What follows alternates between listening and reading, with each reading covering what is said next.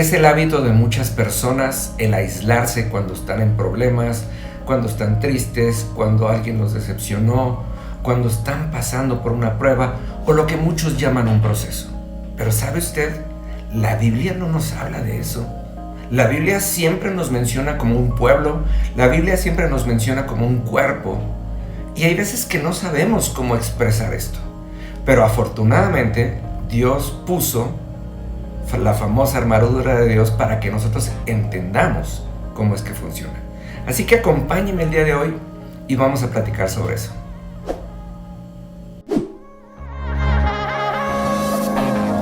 Amados, muy buenos días. Qué rico platicar el día de hoy con usted.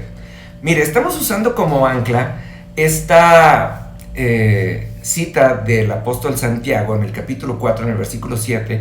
Y es importante recalcar siempre que Santiago era el hermano carnal de Jesús. O sea, era alguien que lo conocía de toda la vida, no nada más como aquel profeta o como aquel maestro, sino que lo conocía desde niño.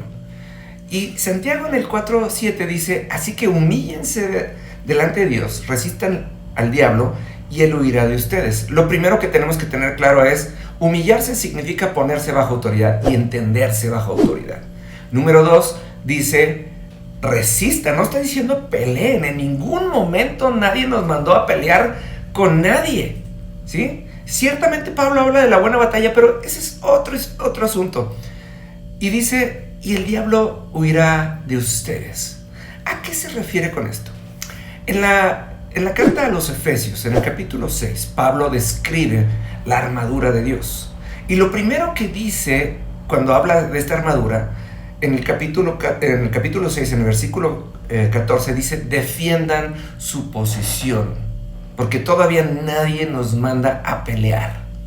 En el versículo 16 dice: además de todo esto, levanten el escudo de la fe para detener las flechas encendidas del diablo. Fíjese, levanten su escudo de la fe. Ahora sí, ¿qué es la fe? Número 1, en la carta de los Hebreos, en el capítulo 11, en el versículo 1, Pablo declara: la fe es la certeza de lo que se espera y la convicción de lo que no se ve. Pero no es las cosas que nosotros esperamos, ni las cosas que nosotros no vemos. Son las cosas que Dios dijo con antelación que iba a hacer. Entonces la fe es el saber esperar en cada una de las promesas y su cumplimiento. Y número 2, las cosas que parecieran imposibles en nuestros ojos. Pero, como le decía hace un par de días, es importante considerar esto. Cuando Dios inspiró esta palabra por medio de Pablo, usó la ilustración contemporánea. En ese entonces Israel estaba sitiado por el pueblo romano, y entonces Pablo usa la ilustración de una armadura de un legionario romano. Y una de las características de este escudo es que este escudo es largo y alargado, ¿sí?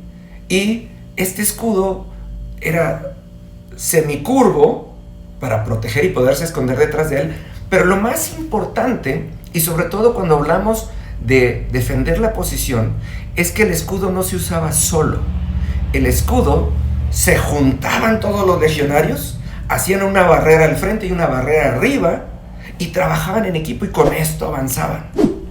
Por eso la Biblia nos enseña, ¿sí? Y nos dice: confiésense sus pecados los unos a los otros y oren los unos por los otros. Dice: no pases por tus problemas solo, porque hay una ilustración que Dios te dio, y en la cual usted y yo tenemos acceso gracias al internet y a los libros de historia, en donde podemos ver y entender esta ilustración.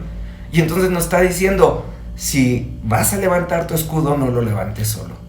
Si tienes problemas, si tienes tentación, si estás pasando por un proceso, no te aísles, camina junto con nosotros que están cerca de ti, y defiéndanse de las flechas encendidas del diablo. Créame, los escudos no fueron nada más para tapar golpes, fueron para trabajar en equipo. Y la fe siempre va a ser en equipo. Por eso Dios nos mandó a congregarnos en iglesias. Por eso Dios nos mandó a compartir el evangelio a tantas personas como podamos.